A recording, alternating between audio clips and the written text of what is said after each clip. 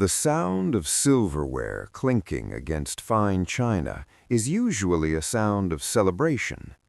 But for Arthur, sitting at the head of his son's mahogany dining table in suburban Chicago, it sounded like a ticking clock. A clock that was being wound down by everyone except himself. Arthur was 72. For 45 years, he had been a man of numbers. As a senior corporate accountant, his world was defined by balance sheets, tax codes, and the absolute truth of a decimal point. He had calculated the risks of multi-million-dollar mergers, but he hadn't calculated for the silence that followed his wife Martha's funeral 2 years ago. "Dad, you're drifting again," his daughter Claire said, her voice dripping with artificial sweetness. She didn't look at him. She looked at her husband, Mark. "We've been looking at the Gables. It's a 5-star senior living community. They have golf, bridge clubs, and a 24-hour medical staff on site. You wouldn't have to worry about a thing." Arthur felt a chill that had nothing to do with the November air. "I don't play bridge, Dad," he said softly. "It's not about the bridge, Dad," David chimed in, leaning forward. "It's about safety. You left the stove on last month. You're living in a house with 3 empty bedrooms. It's a burden, for us and for you. We just want you to be handled." Handled, like a piece of luggage. Arthur looked at his children, the people he had sacrificed his weekends and his youth to provide for.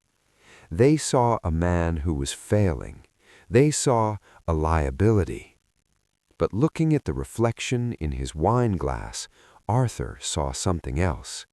He saw a man who still had one great calculation left to make. 2 weeks later, the calculation was complete.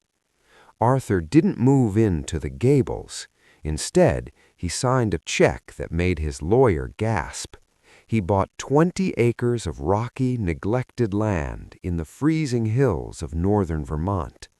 The locals called it the Widow's Spite. It was a farm that hadn't seen a plow in 30 years. The soil was depleted, and the farmhouse was a skeleton of rotting timber. When Claire and David found out, they didn't just get angry, they laughed.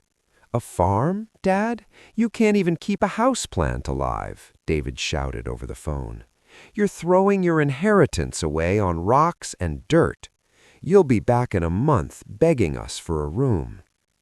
But Arthur didn't argue. He packed his accounting ledgers and a specialized set of soil testing kits. He moved into a rusted 1980s Airstream trailer parked in the middle of a muddy field. The first winter was brutal. The Vermont wind howled through the cracks of the trailer like a dying animal. Arthur's joints ached. His hands, once soft from flipping ledgers, were now cracked and bleeding from hauling frozen buckets. At the local diner, the men in flannel shirts would whisper as he walked in. "There goes the accountant," they'd chuckle. "Wonder if he's figured out yet that you can't eat numbers when the frost hits." But they didn't see what Arthur was doing at 2 a.m. under the glow of a battery lamp. He was mapping the underground springs that the previous owners had forgotten. He analyzed the mineral deficiencies of every square meter. He was applying the cold, hard logic of accounting to the chaotic pulse of nature.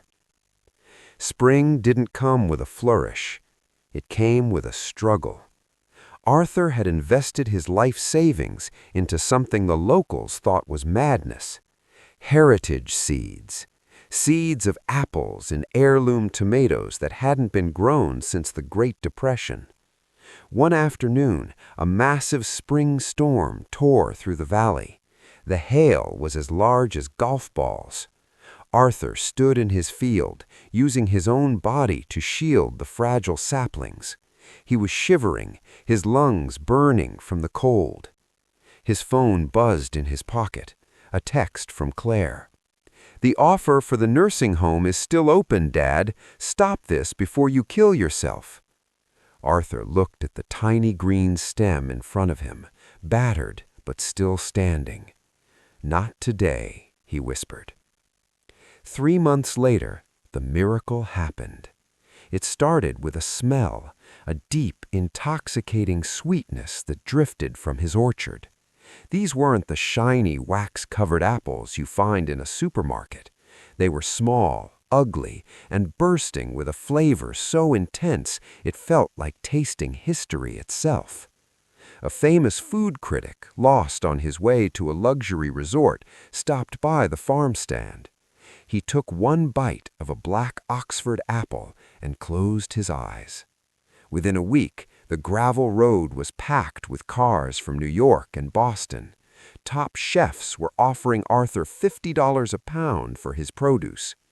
His accountant brain had worked. By focusing on quality over quantity, he had created something that couldn't be found anywhere else. The black SUV pulled up the driveway on a warm September evening. Claire and David stepped out, looking stunned. They didn't see a broken old man. They saw a man with tanned skin, clear eyes, and broad shoulders. "Dad, we had no idea," David stammered. We thought you were losing it." Arthur wiped his hands on his apron and looked at his children. "You didn't see a man," Arthur said. "You saw a problem to be solved. You thought my life was a balance sheet that had reached zero. But a life isn't a bank account, David. It's a field. If you don't plant anything, of course it looks empty. I'm not coming to the Gables, and I've turned this farm into a land trust." As the sun set over the green mountains, Arthur sat on his porch. He opened his old accounting ledger, but he wasn't looking at debt or credit. He was looking at the plans for next year's planting. He had finally found the feeling of being exactly where he was meant to be. He wasn't handled. He wasn't retired. He was finally, for the first time in 72 years, truly alive.